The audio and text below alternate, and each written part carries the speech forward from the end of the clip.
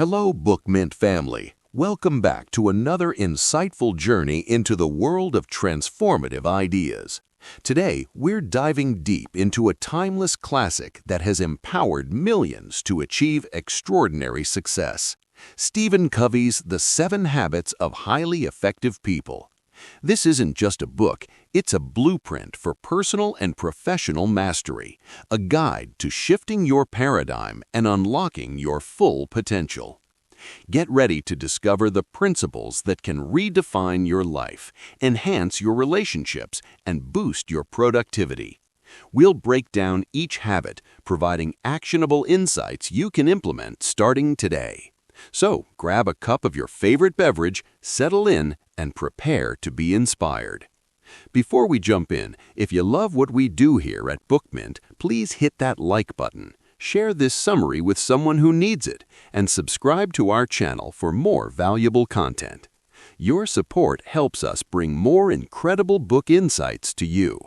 Now, let's explore the 7 habits of highly effective people. The 7 Habits of Highly Effective People, an in-depth audiobook summary. Introduction: The Paradigm Shift. Stephen Covey's The 7 Habits of Highly Effective People is not a quick-fix self-help book. It's a profound exploration of character, ethics, and universal principles that govern human effectiveness. Covey argues that true success and happiness stem from an inside-out approach, where we first focus on personal character and then on our interactions with the world. He introduces the concept of a paradigm shift, illustrating how our perceptions, beliefs, and assumptions profoundly influence our reality and behavior. For decades, many self-help books focused on personality ethics, techniques, skills, and public image. Covey contends that while these can offer superficial success, they are insufficient for deep, lasting effectiveness. True effectiveness is rooted in character ethics, principles like integrity, humility, fidelity, temperance, courage, justice, patience, industry, simplicity, and modesty. These are timeless, self-evident laws that govern human flourishing, much like physical laws govern the natural world. The book is structured around 7 habits, moving from private victories, independence, to public victories, interdependence, and finally to continuous renewal. It's a progressive, sequential approach where mastering the first habits lays the foundation for success in the later ones. The ultimate goal is not just to be effective, but to achieve a balanced life of meaning, contribution, and continuous growth. Part 1. The Private Victory, Independence. The first 3 habits focus on self-mastery and moving from dependence, where others are responsible for your outcomes, to independence, where you are responsible for yourself. This is the foundation upon which all other effectiveness is built. Habit 1. Be proactive. This is perhaps the most fundamental habit, as it underpins all others. To be proactive means to take responsibility for your own life. It means that your behavior is a product of your conscious choice based on values rather than a product of your conditions based on feelings. Reactive people are often affected by their physical environment, their social environment, and the weather of their emotions. They blame external factors, traffic, the economy, their boss, their spouse, their upbringing for their problems. Their language often reflects this victim mentality: I can't, I have to, if only. Proactive people, on the other hand, recognize their freedom to choose their response to any given stimulus. They understand that there's a space between stimulus and response, and in that space lies their power to choose. They don't let external circumstances dictate their mood or their actions. Covey introduces the concept of the circle of concern and the circle of influence. Circle of concern, this encompasses everything that matters to you: your health, your children, the global economy, the weather, your job security. Circle of influence is a smaller circle within the circle of concern that includes things you actually have control over. Reactive people focus their energy on their circle of concern, often dwelling on things they can't change, which shrinks their circle of influence. Proactive people, however, focus their energy on their circle of influence. They work on things they can do something about, which in turn causes their circle of influence to expand. For example, a proactive person concerned about their health might focus on diet and exercise within their influence, rather than just worrying about genetic predispositions outside their immediate influence. Proactive individuals use proactive language: I choose to, I prefer, I will. They take initiative, anticipating problems and preparing solutions, rather than waiting for problems to happen and then reacting. This habit is about realizing that you are the creator of your own life. You are not merely a product of your circumstances. It's about exercising your 4 unique human endowments. Self-awareness, the ability to think about your own thoughts, emotions, and behaviors. It's what allows us to step outside ourselves and observe our paradigms. Imagination, the ability to create in your mind what you cannot see with your eyes. It allows us to envision possibilities beyond our current reality. Conscience, our inner voice that tells us what is right and wrong, guiding us towards principles. Independent will, the ability to act on our self-awareness, imagination, and conscience, rather than being driven by impulses or external conditions. Cultivating proactivity means taking responsibility for your feelings, thoughts, and actions, and consciously choosing how you will respond to life's challenges. It means not giving external factors power over your inner world. Habit 2.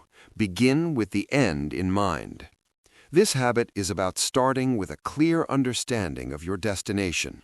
It means knowing where you're going so that you can better understand where you are now, and so that the steps you take are always in the right direction.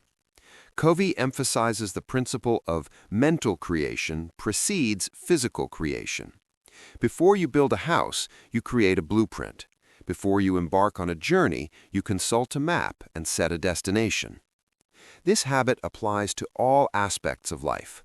On a personal level, it asks you to imagine your own funeral or testimonial. What would you want people to say about you? What kind of spouse, parent, friend, or colleague would you want to have been? This exercise helps clarify your deepest values and priorities, providing a compass for your daily decisions. The most effective way to begin with the end in mind is to develop a personal mission statement or philosophy.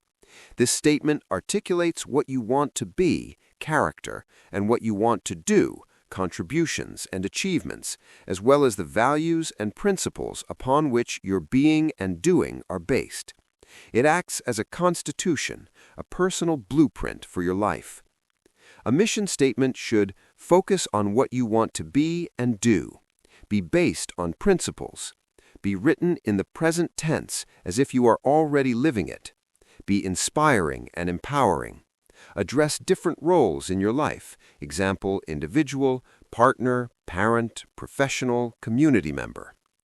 Many people live their lives by default, reacting to circumstances and external expectations without a clear sense of purpose. Covey calls this living an agenda of others. Without a personal mission statement, we are more susceptible to being influenced by societal expectations, family traditions, or peer pressure, rather than being guided by our own deepest values. Beginning with the end in mind also means clearly defining outcomes for specific projects or roles. Before a meeting, clarify the desired outcome. Before starting a new project at work, envision its successful completion. This clarity provides focus, prevents wasted effort, and ensures that your actions are aligned with your ultimate goals. It's about designing your life proactively, rather than letting life design you. Habit 3. Put first things first. This habit is the practical fulfillment of the first 2. Habit 1 says, you are the creator, you are in charge. Habit 2 is the mental creation, the vision, the blueprint. Habit 3 is the physical creation. It's the exercise of independent will to act on your mission statement. Covey introduces a powerful time management matrix, dividing activities into 4 quadrants based on urgency and importance.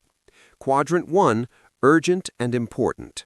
Crises, pressing problems, deadline-driven projects. These are firefighting activities. While necessary at times, spending too much time here leads to stress and burnout. Quadrant 2, not urgent but important.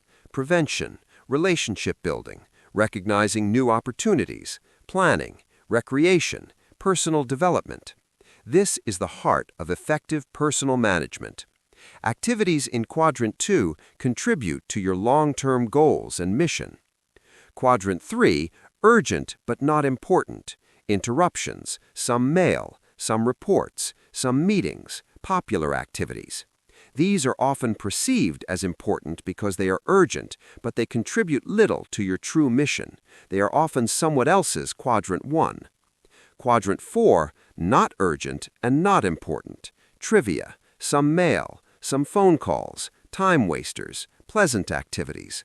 These are pure distractions. Highly effective people spend the majority of their time in Quadrant 2. This is the quality of personal leadership and effectiveness. By focusing on Quadrant 2 activities, you prevent crises, Quadrant 1, from arising in the first place. You strengthen relationships, and you invest in your long-term growth. Putting first things first involves saying no to Quadrant 3 and 4 activities and having the courage to prioritize Quadrant 2 activities even when they don't scream for attention. It requires discipline and a commitment to your personal mission. Covey suggests a weekly planning approach. Identify your roles. List your key roles, example spouse, parent, manager, team member, individual learner. Select Quadrant 2 goals for each role. For the coming week, think of 1 or 2 important goals you want to accomplish in each role, goals that are important but not necessarily urgent. Schedule. Block out time for these Quadrant 2 goals in your schedule. This might involve scheduling time for planning, exercise, relationship building, or professional development. Adapt daily. As the week unfolds, prioritize your daily tasks based on this weekly plan, being flexible enough to respond to unexpected events, but always keeping your Quadrant 2 goals in mind. This approach ensures that your schedule is driven by your values and priorities, rather than by external pressures or reactive responses. It moves you from urgent-driven living to important-driven living, giving you greater control over your time and your life. Part 2. The public victory, interdependence. After establishing independence through habits 1, 2, and 3, you are ready to move on to public victories. Interdependence is a higher, more mature form of life than independence. While independence is necessary, true effectiveness and success in many aspects of life, family, work, community, require the ability to collaborate effectively with others. Habit 4. Think win-win. This habit is about approaching human interaction with a frame of mind and heart that constantly seeks mutual benefit in all interactions. It's not about being nice, nor is it a quick-fix technique. It's a character-based approach to human interaction and collaboration. Covey identifies 6 paradigms of human interaction. Win-win. Both parties benefit from the agreement. Solutions are mutually beneficial and satisfying. This requires courage and consideration. It's about finding a third alternative, not just a compromise. Win-lose. If I win, you lose. This is a competitive paradigm, often fueled by comparison and scarcity mentality. It can be effective in competitive situations like sports, but destructive in relationships. Lose-win. I lose, you win. This is the paradigm of people who are easily intimidated or eager to please. It leads to suppressed feelings and resentment. While it might appear nice, it builds no real strength. Lose-lose. Both parties lose. This often happens when two win-lose individuals interact, or when one party is so determined to win that they're willing to sacrifice their own interests just to see the other person lose. For example, revenge. Win. People with this mentality only care about getting what they want, without regard for others. They don't necessarily want others to lose, they just don't factor them in. Win-win or no deal. This is the highest form of win-win. If a mutually beneficial solution cannot be found, then it's better to walk away without a deal. This removes the pressure to force a solution and maintains the relationship. It's particularly useful in situations where initial differences are too vast. The win-win paradigm requires 3 essential character traits: integrity, adhering to your values and commitments; maturity, the balance between courage to express your will and consideration for the will and feelings of others; abundance mentality, the belief that there is plenty for everyone, that success for one person does not diminish the opportunities for others. This contrasts with a scarcity mentality, which sees life as a zero-sum game. Building win-win relationships requires investing in the emotional bank account. Just like a financial bank account, you make deposits and withdrawals. Deposits include understanding, kindness, keeping promises, clarifying expectations, and apologies. Withdrawals include breaking promises, showing disrespect, and being critical. A high balance in the emotional bank account means high trust, which makes win-win solutions much easier to achieve. To think win-win, you must consider the other person's perspective as deeply as your own, seeking solutions that honor both sets of needs and concerns. It's not about being soft or compromising your principles, but about finding creative, synergistic solutions that elevate all parties involved. Habit 5. Seek first to understand, then to be understood.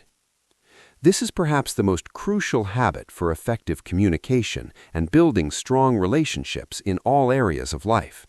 Most people listen with the intent to reply, not with the intent to understand. They filter what they hear through their own paradigms, experiences, and agendas. This leads to miscommunication, assumptions, and fractured relationships. Covey calls this empathic listening. Empathic listening is not just hearing the words, it's listening with the ear, the eye, and the heart. It's listening to understand, not to advise or to solve. It means putting yourself in the other person's frame of reference, seeing the world as they see it, and feeling what they feel. It's about getting inside another person's paradigm. When you listen empathically, you are not projecting your own autobiography onto the other person. You are genuinely seeking to grasp their perspective, their feelings, and the underlying needs they are expressing. This level of understanding builds tremendous trust and makes the other person feel valued and respected.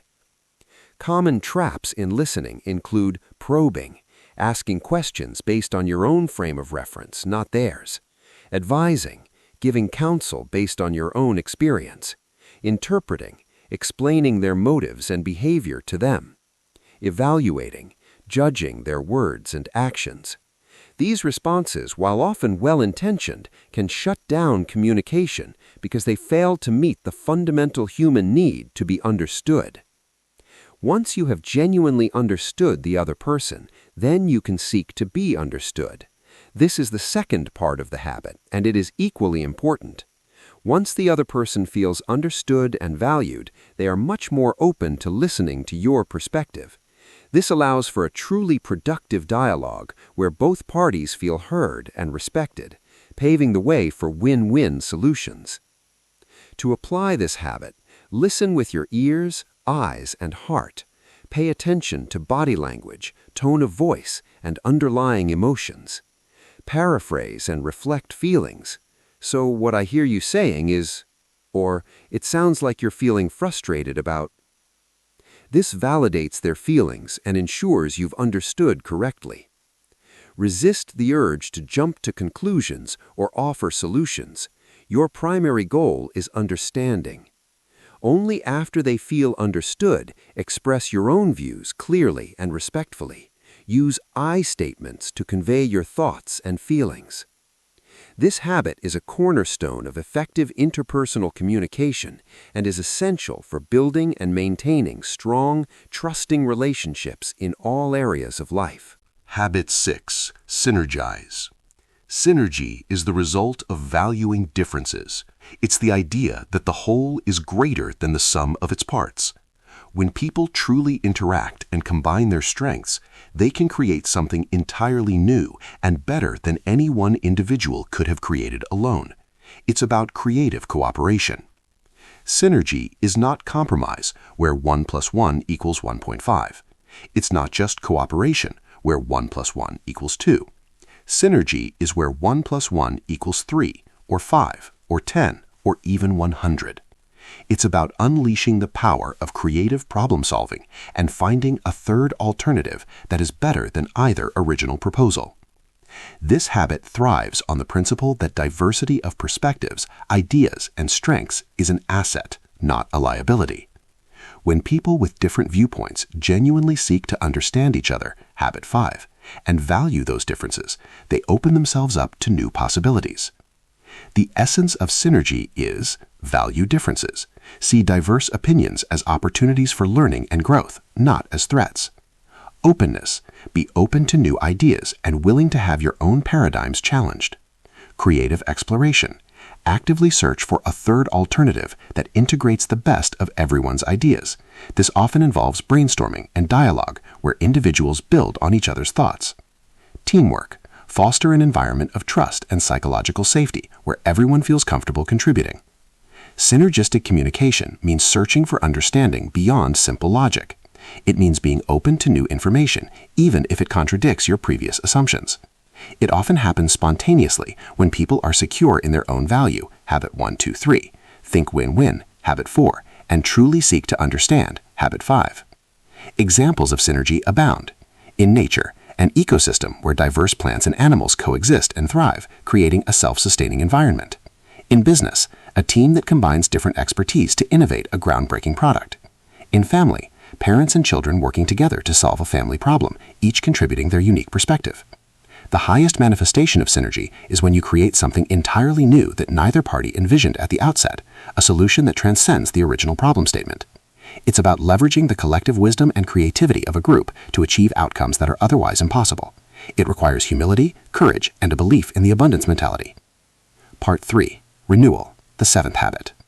The first 6 habits focus on achieving and maintaining effectiveness. The 7th habit is about preserving and enhancing the greatest asset you have, yourself. Habit 7. Sharpen the saw. This habit is about renewing the 4 dimensions of your nature: physical, mental, spiritual, and social emotional regularly and consistently. It's the habit that makes all the other habits possible, as it's about self-care and continuous improvement. Covey uses the analogy of a woodcutter who is struggling to cut down a tree with a dull saw.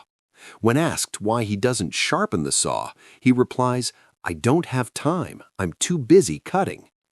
This illustrates how often we get caught up in the cutting, producing, working, that we neglect the sharpening, renewal, self-care, which would ultimately make us more effective.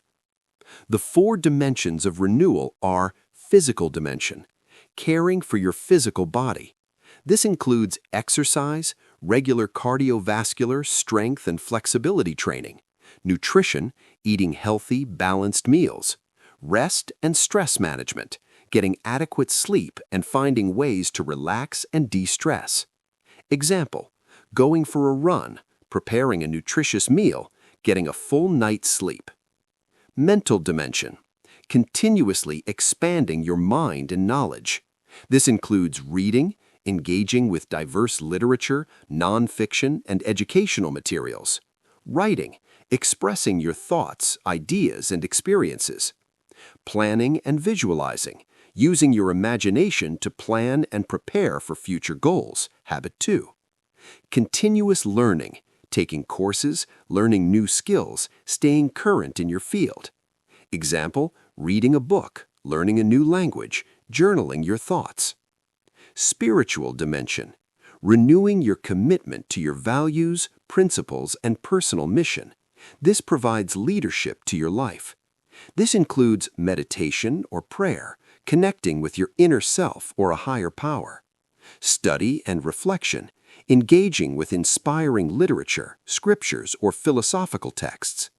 Nature, spending time outdoors to gain perspective and find peace. Values clarification, regularly revisiting and affirming your personal mission statement, habit 2. Example, spending quiet time reflecting, hiking in nature, engaging in meaningful service. Social and emotional dimension, renewing your relationships and building your emotional bank account. This provides security, understanding, and empathy. This includes service, contributing to others, volunteering, helping those in need. Empathic communication, practicing habit 5, seeking to understand others. Win-win solutions, applying habit 4 in your interactions.